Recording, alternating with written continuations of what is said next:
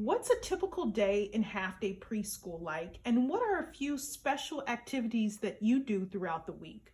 Half day preschool is a busy day. So we are kind of covering the same amount of things that our full day program is going to offer, but we're trying to consolidate that down into a half day program as best as we can. We have kind of the same activities. We do a morning meeting every day. The kids come in and they do table work like coloring, puzzles, maybe they get some activities at the table. Then we gather together. We do a nice morning meeting where we work on calendar and phonemic awareness, where we're learning our ABCs and, for example, rhyming words and nursery rhymes, different things of that nature. We talk about the seasons, the months, the weather. So we keep ourselves busy in that part of our day. And then the kids, we do snack time every day. We try to get outdoors every day, whether that's on a playground or we take a nature walk through the neighborhood together.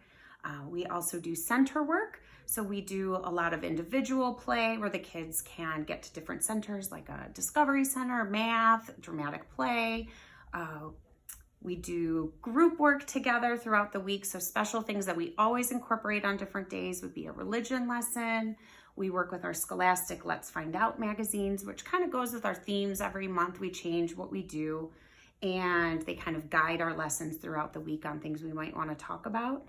The kids also get to go to art, and we have PE throughout the week. So we're really incorporating a whole lot of different things to kind of embody the whole child and get them growing on their own. That's awesome. How do you meet the social and emotional needs of the students? I like to do some things with our kids every day in terms of personal check-ins. How is everybody doing? What I have found really important in our classroom is during our morning meeting, we do sort of a question of the day where everyone gets a chance to talk. And I sort of take my cues from the kids, where at the beginning of the year, we do a lot of feeling check-ins. Are we thumbs up? Are we thumbs down? How are we feeling? What made you happy? Like, why is it a thumbs down day? Why is it a thumbs up day? I'm encouraging our kids to talk a lot so that they're confident and growing that personal confidence throughout the year. So the beginning of the year is a little bit quieter. They might just kind of give me the thumbs up or thumbs down. They might not want to share as often. And then throughout the year, we'll grow that into come up and sing. Who wants to count? Who wants to sing the ABCs? Who wants to tell me their favorite color? What do you want to be when you get older? We do a lot of those check-ins. That helps us get to know the kids. And then it helps us be able to read them throughout the day, make sure we're doing check-ins. If we're having problems, somebody's not feeling well, we can usually then spot it because we've been able to get to know them really on a personal level very quickly throughout the year. So we do work a lot with making sure we check in, they know that we're safe, they know that they're confident to tell each other how they're feeling because they're used to talking to each other right away throughout, from the beginning of the year on. That's great.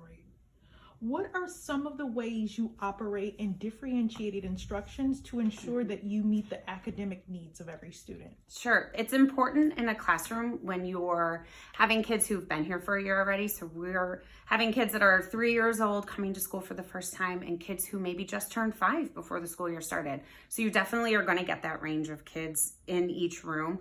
And we do a lot of whole group instruction. So we're able to do things as a whole group, but then we're able to send them when they're at centers. We'll do a lot of small group work. That's time where myself or our teacher's assistant can come in and sit down with a group or one or two and kind of go kind of specific to their needs and find out, one group might be able to be a little bit more advanced in the things that they're learning or their fine motor development, and then others are still going to be on that lower end or just younger end, and we need to build that up differently for them. So we do a lot of that. We do alphabet practice and letters and tracing, and some kids might be tracing with a pom-pom, some kids might already be tracing and writing with a pencil. So we're kind of reading those kids right away in the beginning of the year and then looking at how we want to develop them and grow them as the year goes on. We might start you writing with a pom-pom to write your name, and then maybe in a month or two you've moved up to a crayon, then you're moving up to a pencil. So